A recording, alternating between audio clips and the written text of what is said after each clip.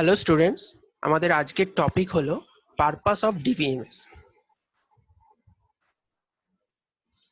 Previous সেশনে আমরা যা আলোচনা করেছি তার থেকে ডিবিএমএস সম্বন্ধে আমাদের একটা বেসিক ধারণা হয়েছে এবং সেখান থেকে আমরা খুব সহজেই বলতে পারি ডিবিএমএস আমাদের এমন একটা সিস্টেম প্রোভাইড করে যার মাধ্যমে আমরা খুব সহজে এবং দক্ষতার সাথে আমাদের প্রয়োজনীয় ডেটাকে স্টোর করতে পারি, তাকে অ্যাক্সেস করতে পারি এবং ওভারঅল ডেটাবেসকে ম্যানেজ করতে পারি। তো সেটাই আমাদের এখানে লেখা আছে। The primary goal of DBMS is to provide an environment that is both convenient and efficient to use in storing, accessing and manipulating data. In short, manage the database, right? তাহলে আমরা কি দাঁড়ালো? Basically, DBMS is nothing but a digital record keeping system. Digital বা computer based record keeping system কেন বলছি? কারণ আমরা এই রেকর্ড কিপিং এর কাজটা হাতে কলমে ম্যানুয়ালিও করেছি। তো ডিবিএমএস আমাদের কি করছে, একটা ডিজিটাল প্ল্যাটফর্ম প্রোভাইড করছে যেখানে আমরা ডিজিটালি এই কাজটাকে করতে পারছি এবং সেটা খুবই সহজে এবং এফিশিয়েন্টলি, মানে দক্ষতার সাথে, রাইট? আমরা যদি আরেকটু স্পেসিফিক্যালি বলি তাহলে আমরা বলতে পারি DBMS is a general purpose software that facilitates the process of defining, constructing and manipulating database for various application. Why various application? আমরা আগেও বলেছি ডেটাকে শুধু স্টোর করে রাখাটা আমাদের মোটিভ নয়, কারণ সেটা কোনো কাজেরও নয়। আমরা কিছু ডেটাকে স্টোর করে রাখলাম, মাঝে মাঝে তাকে রিট্রিভ করলাম, দেখলাম, আবার তার ডেটাবেসে রেখে দিলাম। এটা তো আমাদের পারপাস বা মোটিভ নয়। আমরা ডেটাকে স্টোর করি যাতে আমরা পরবর্তীকালে সেই ডেটাকে আমাদের বিভিন্ন কাজে ইউজ করতে পারি, ব্যবহার করতে পারি। তার জন্য মানে বিভিন্ন কাজে, মানে বিভিন্ন অ্যাপ্লিকেশন, সেটাই আমাদের এখানে বলা আছে। ঠিক আছে? তো দেখো এখানে আমরা তিনটে টার্ম দেখতে পাচ্ছি: ডিফাইনিং, কনস্ট্রাক্টিং অ্যান্ড ম্যানিপুলেটিং। তো এই তিনটে টার্মের মাধ্যমে কি বোঝাতে চেয়েছি সেটা একটু দেখা যাক। ফার্স্ট টার্মটা কি? Defining. Defining a database means specifying the types, structure and constraint for the data to be stored in the database. মানে কি? তার মানে আমরা আগের দিনও এটা নিয়ে একটু আলোচনা করেছিলাম কি একটা কিছু ডেটা আমাদের কাছে এলো আর আমরা সেটাকে ডেটাবেসে স্টোর করে দিলাম, এরকম কিন্তু হয় না। কেন হয় না বা কি হয় না? কারণ একটা ডেটা স্টোর করার আগে আমরা ফার্স্টে, মানে ডেটাবেসে স্টোর করার আগে ফার্স্টে কি দেখি, সেই ডেটাটার টাইপ কি। তার মানে কি সেই ডেটাটা টেক্সট ডেটা নাকি নাম্বার নাকি ডেট ফরম্যাটে আছে, এক্সেট্রা। তাহলে এটা ডেটার টাইপটা কি আমরা দেখলাম। স্ট্রাকচার মিনস লাইক সেই ডেটাটা স্টোর করতে আমাদের কতটা স্পেস বা জায়গা লাগবে, তার মানে ডেটাটার সাইজ কত। and third one is constraint. এটা কি? what is this constraint? constraint মানে কি?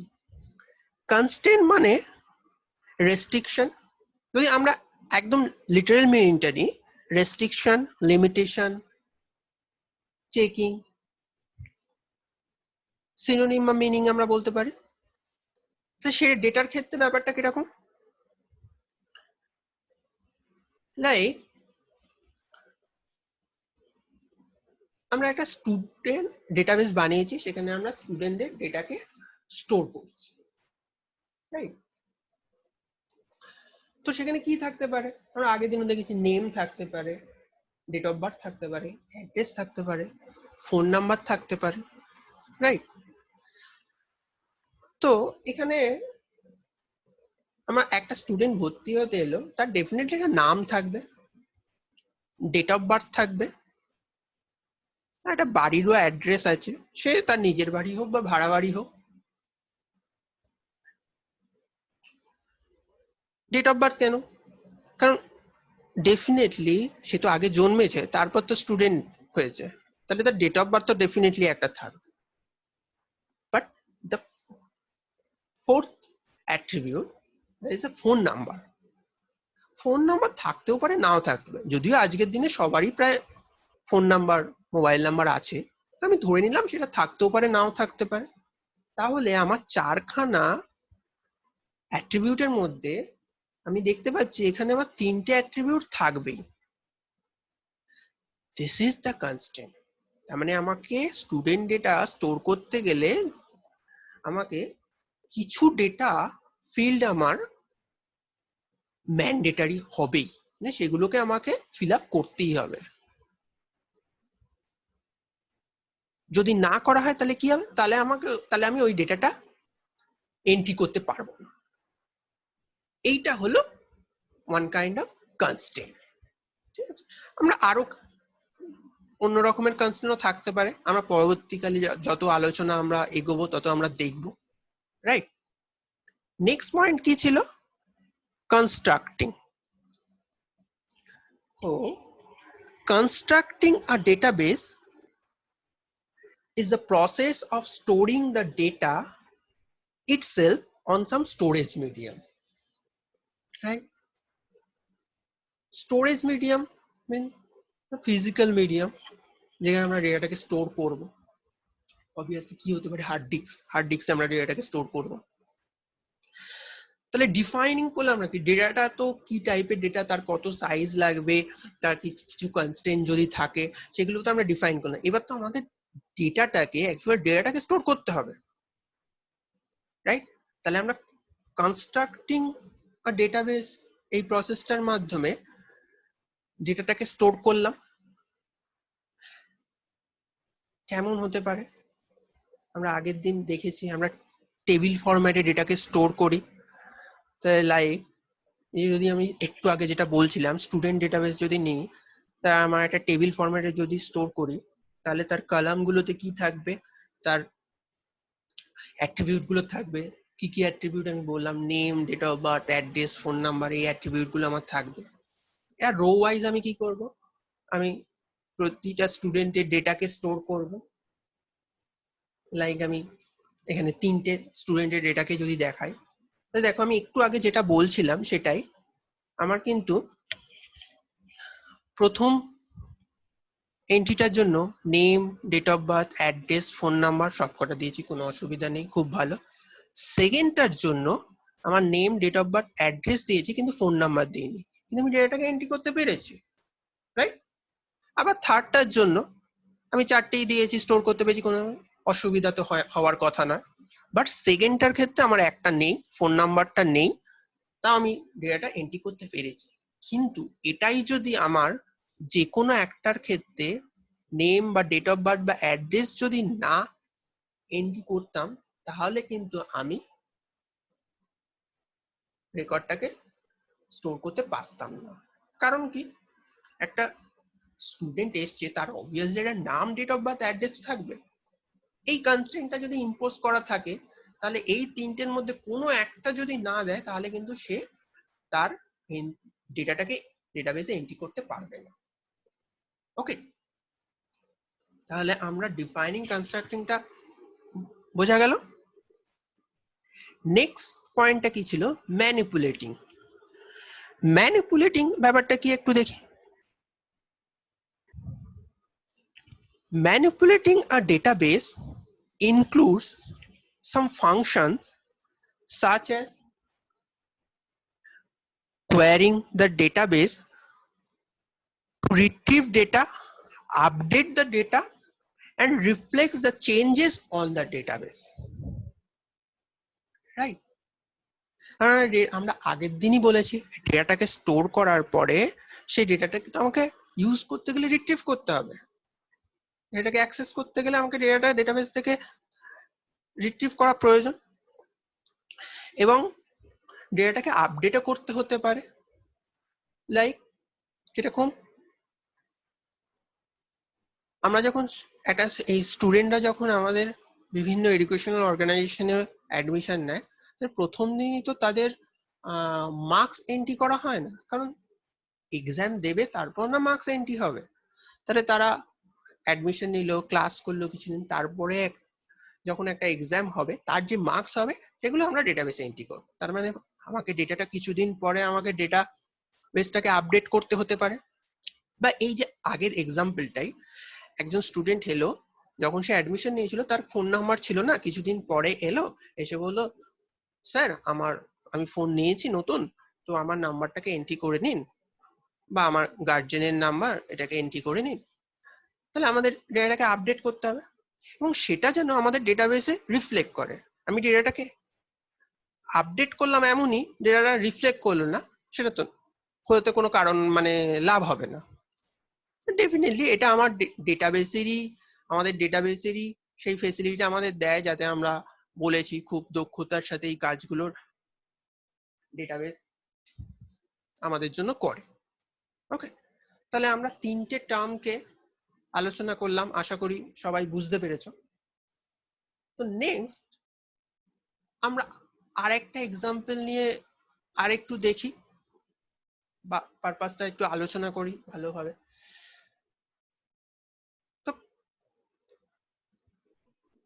একটা এক্সাম্পল কনসিডার করা যাক, যেখানে আমাদের কিছু জানা লোকের নাম, ফোন নাম্বার এবং অ্যাড্রেস আমরা স্টোর করেই থাকি, খুব স্বাভাবিক ব্যাপার, খুব মানে নতুন কিছু ব্যাপার না, আমরা নর্মালি করেই থাকি। আমাদের প্রয়োজনীয় বা দরকারি লোকেদের নাম, রিলেটিভস এর ফোন নাম্বার, অ্যাড্রেস আমরা স্টোর করি।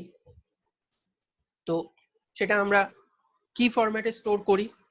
আগের দিনই বলেছি আমরা টেবিল ফরম্যাটে স্টোর করতে পারি। তো সেটা আমরা মানে সেই ফরম্যাটটা এখানে আমরা যেরকম ভাবে দেখিয়েছি, অনেক সময় আমাদের হরাইজন্টালি হতে পারে, ভার্টিক্যালিও হতে পারে। আমাদের মানে ইন্টারফেস যেরকম আসবে আমাদের কাছে রেজাল্টটা সেরকমই দেখাবে, বাট ইন্টারনালি আমরা ডেটাটাকে কিন্তু অ্যাকচুয়ালি টেবিল ফরম্যাটে স্টোর করি, রাইট? তো এই যে স্টোরটা, তো আমরা ডিজিটালি এইভাবেই করি। তো আমরা আর কিভাবে করতে পারি? খুব সহজ উপায় এবং পুরনো উপায় যেটা, সেটা কি, আমরা একটা ইন্ডেক্স বুক, অ্যাড্রেস বুক কিনে আনলাম, সেখানে আমরা স্টোর করতে পারি। যদিও আজকালকার দিনে সেটা কেউই করে না, আমরা সবাই প্রায় মোবাইলেই স্টোর করে নিই, রাইট? তো এটা আমরা বললাম এটা করতে পারি। তবে এখনো অনেকে বয়স্ক বাড়িতে লোক, আমাদের ফ্যামিলি মেম্বার কেউ থাকলে তাদের হয়তো সেই অভ্যেসটা এখনো আছে, যে তারা ফোন অ্যাড্রেস বুকেই বা ফোন বুকেই স্টোর করে। ওকে, তাছাড়া আমাদের যেটা সহজ ব্যাপার, আমরা আমাদের বিভিন্ন ডিজিটাল মাধ্যমে যেমন ফোনে, কম্পিউটারে স্টোর করতে পারি, আর বিভিন্ন কম্পিউটারে করলে বিভিন্ন সফটওয়্যারের মাধ্যমে করতে পারি। ফর এক্সাম্পল ডিভিএস 4, 5, আগের দিন আমরা ডিভিএস 3 এর কথা বলেছিলাম, মানে আরো দুটো ভার্সন দেখলাম। এমএস অ্যাক্সেস এটার কথাও বলেছিলাম, এমএস অ্যাক্সেস, এক্সেল, রাইট? এগুলোর মাধ্যমে আমরা স্টোর করতে পারি। আমাদের কম্পিউটারের সাথে একটা ইনবিল্ট অ্যাড্রেস বুকও আসে, নর্মালি আমরা হার্ডলি মনে হয় আমরা ইউজ করেছি, তবে আসে সেখানেও আমরা, সেটাও বেসিক্যালি একটা রেকর্ড কিপিং এর সিস্টেম, কম্পিউটার সিস্টেমের সাথে ইনবিল্ট সেটা আমাদের আসে। তো কথা হলো যে আমরা এই যে ডেটাবেস সিস্টেমের কথা বলছি, আমরা কি সব ক্ষেত্রেই ডেটাবেস সিস্টেম ইউজ করব? The answer is no. কেন না? তাহলে আমরা এত কথা কেন বলছি? হ্যাঁ, নিশ্চয়ই কারণ আছে। সাপোজ আমরা 10টা 20টা কি 50টা 100 500 ডেটা স্টোর করলাম, তার জন্য ডেটাবেস ইউজ করা is not a good idea. হ্যাঁ, মানে অবভিয়াসলি ডেটাবেস সিস্টেমের আমাদের যা আলোচনা হয়েছে তার থেকে মোটামুটি একটা ধারণা বোঝা যাচ্ছে DBMS is is a quite costly system. যে সিস্টেমটা আমাদের এত সুযোগ সুবিধা মোটামুটি প্রোভাইড করছে, আমরা মানে শুরু থেকেই বলে আসছি অনেক সুযোগ সুবিধা পাচ্ছি, এফিশিয়েন্টলি ইউজ হচ্ছে, তো সেখানে একটা সিস্টেমের একটা তো কস্টলি হবেই। তো খুব স্মল অ্যামাউন্ট অফ ডেটার জন্য ডিভিএমএস সিস্টেম ইউজ করা is not a good idea. Cost effective হবে না ডেফিনেটলি। রাইট? আমরা কখন ইউজ করবো? যখন হিউজ অ্যামাউন্ট অফ ডেটা হবে। তো আমরা এই উদাহরণটা নিলাম কেন তাহলে? আমরা ধরো আমাদের কাছে কত ডেটা থাকবে, আমরা আমাদের ডেটা স্টোর করার জন্য এই ফোন নাম্বার 500 1000 2000, তার জন্য ডেটাবেস ইউজ করাটা খুব একটা ওয়াইজ ডিসিশন হবে না। But consider our service provider, BSNL, MTNL, Reliance, এদের কাছে কি পরিমাণ ডেটা থাকে? হিউজ অ্যামাউন্ট অফ ডেটা, লক্ষাধিক ডেটা থাকে তাদের কাছে। না, আমাদের 135 কোটি দেশে লক্ষাধিক মানে আমি কমই বললাম, কোটির কাছাকাছি ডেটা থাকে। এই ক্ষেত্রে আমরা কিন্তু ডেটাবেস সিস্টেমই ইউজ করব। হ্যাঁ, তার মানে database system should be use to store large amount of data. যখন আমাদের একটা হিউজ অ্যামাউন্ট অফ ডেটা হবে তখন আমরা ডেটাবেস সিস্টেমকে ইউজ করব। তো এখন কথা হলো যে ডেটাবেস সিস্টেম তো ইউজ করবো, ভালো কথা, কিন্তু ডেটাবেস সিস্টেম ছাড়া কি আমরা এই কাজটা করতে পারি না? আমরা কি কখনো ডেটাকে স্টোর করিনি? আচ্ছা, একটা জিনিস দেখো তো, এই যে টার্মটা এমএস এক্সেল, এটা কি চেনা চেনা লাগছে? অবভিয়াসলি সবার চেনা চেনা লাগছে আশা করা যায়। এমএস এক্সেল কি ডিবিএমএস সিস্টেম? না তো, ইটস এ ফাইল সিস্টেম। তাহলে আমি উদাহরণটা এখানে দিয়েছি, তার মানে ফাইল সিস্টেমেও আমরা ডেটাকে স্টোর করতে পারি, ডেটাকে আমরা স্টোর করতে পারি, রাইট? তাহলে এত কথা কেন ডিবিএমএস সিস্টেম নিয়ে? স্বাভাবিক কোশ্চেন, এত কথা হচ্ছে কেন? ভালোই তো ছিলাম ফাইল সিস্টেমে, আমাদের চেনাশোনা, এত তো তখন তো এত কোশ্চেন আসেনি, দিব্যি ইউজ করে নিয়েছি।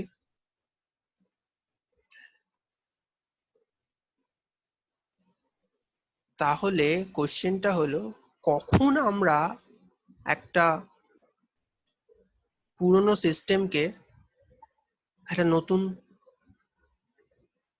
সিস্টেম দিয়ে রিপ্লেস করি, even when that is more costly than the previous system? যখন সেই প্রিভিয়াস সিস্টেমটার কিছু ড্রব্যাক থাকে and that affects the efficiency or performance, right? তার মানে ফাইল সিস্টেমে নিশ্চয়ই কিছু ড্রব্যাক আছে, যার জন্য আমরা ডিবিএমএস সিস্টেমে যেতে চাইছি বা ডিবিএমএস সিস্টেম নিয়ে এত আলোচনা আমরা করছি। এটাই আমাদের নেক্সট সেশনের আলোচনার বিষয় হবে file system versus DBMS system. সেখানে আমরা ফাইল সিস্টেমের বিভিন্ন ড্রব্যাক এবং ডিবিএমএস সিস্টেমের মাধ্যমে সেগুলোকে আমরা কতটা ওভারকাম করতে পারছি সেটা আমরা আলোচনা করব, রাইট?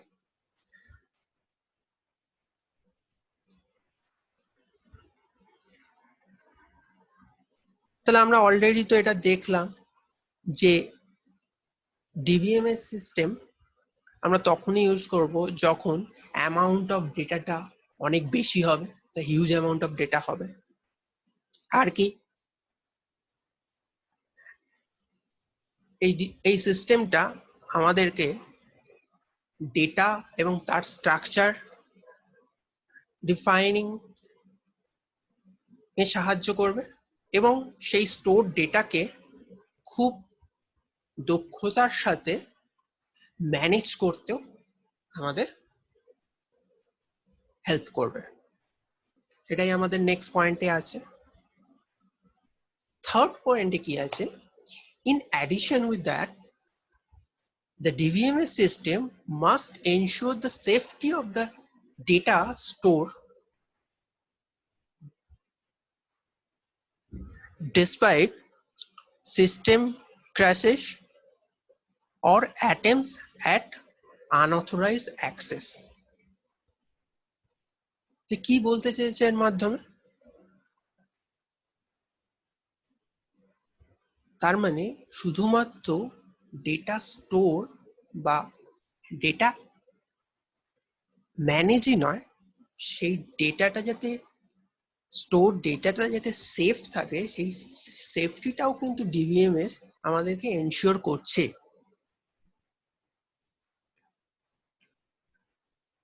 ইভেন যখন যদি সিস্টেম ক্র্যাশ করে মিন্স সিস্টেম ব্রেকডাউন করে, লাইক স্টপ ওয়ার্কিং, সেরকম ক্ষেত্রেও ডিবিএমএস আমাদের ডেটা সিকিউরিটিটা প্রোভাইড করে। আমরা আরো এলাবোরেটলি এটা নিয়ে আলোচনা করব পরবর্তী ক্লাসগুলোতে। এবং সাথে কি আছে? আনঅথরাইজ কোনো অ্যাক্সেস থেকেও আমাদের ডিবিএমএস আমাদের সিকিউরিটি প্রোভাইড করে। আনঅথরাইজ অ্যাক্সেস মানে এমন কেউ অ্যাক্সেস করতে চাইছে যেটা আমরা চাইছি না। এটা তো আমাদের মানে যে কোনো সিস্টেমের একটা প্রাইমারি আমাদের গোল হয় যে আমরা যাতে অবাঞ্ছিত কেউ আমাদের ডেটাকে অ্যাক্সেস না করে। কিভাবে করতে পারি? ইউজার আইডি পাসওয়ার্ডের মাধ্যমে করতে পারে বা কোনো লকিং মেকানিজম প্রোভাইডের মাধ্যমে। সো ডিবিএমএস সেটা আমাদের প্রোভাইড করে, right? And last but not the least, key, if data are to be shared amongst several users, the system must avoid possible anomalous result. Anomalous মানে ব্যাপারটা কি? Anomalous means inconsistent বা যাতে আমার রেজাল্টটা কোনো অ্যাবনর্মালিটি বা ভুল ভ্রান্তি না থাকে। মানে কখন? যখন আমার অনেক ইউজার আমার ডেটাকে ইউজ করবে তখন এরকম একটা পসিবিলিটি হয় যে মানে কনকারেন্ট অ্যাক্সেস টা যাতে কনসিস্টেন্ট হয় সেই ব্যাপারটা দেখাটাও ডিবিএমএস সিস্টেমের কাজ, রাইট?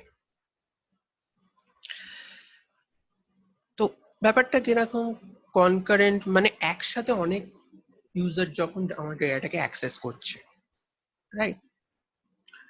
আমি লাইক আমার দুজন ইউজার একসাথে সেম ডেটাকে অ্যাক্সেস করছে, তারা যদি রিড করে, মানে দুজনেই রিড করে, তাহলে খুব একটা প্রবলেম হয় না কোনো সিস্টেমেই। কিন্তু একজন রিড করছে আর একজন রাইট করছে, বা দুজনেই রাইট করছে, এই রকম ক্ষেত্রে কিন্তু প্রবলেম হওয়ার পসিবিলিটিটা খুব বেশি। তাহলে এই রকম ক্ষেত্রেও যাতে আমার ডেটাটা নির্ভুল থাকে বা কনসিস্টেন্ট থাকে, সেটা দেখাও কিন্তু ডিবিএমএস এর কাজ, এবং ডিবিএমএস সেটা দেখে। তাহলে আমরা ডিবিএমএস ইউজ করার পারপাসটা মোটামুটি আমরা একটা আইডিয়া নিলাম। নেক্সট দিন আমরা আরো ভালোভাবে জানবো, যখন আমরা ফাইল সিস্টেম অ্যান্ড ডিবিএমএস সিস্টেমটা নিয়ে আরেকটু আলোচনা করব, এবং ফাইল সিস্টেমের কি ড্রব্যাক আছে টু স্টোর ডেটা, আর ডেটা স্টোরেজের ক্ষেত্রে ফাইল সিস্টেমে কি ড্রব্যাক আছে, এবং ডিবিএমএস সিস্টেম সেটাকে কতটা ওভারকাম করতে পেরেছে।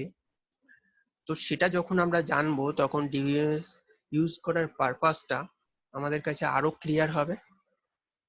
ওকে, তাহলে আজকে আমরা এই অবধিই রাখছি। আমাদের আলোচনা আমরা এখানেই শেষ করছি। Thank you.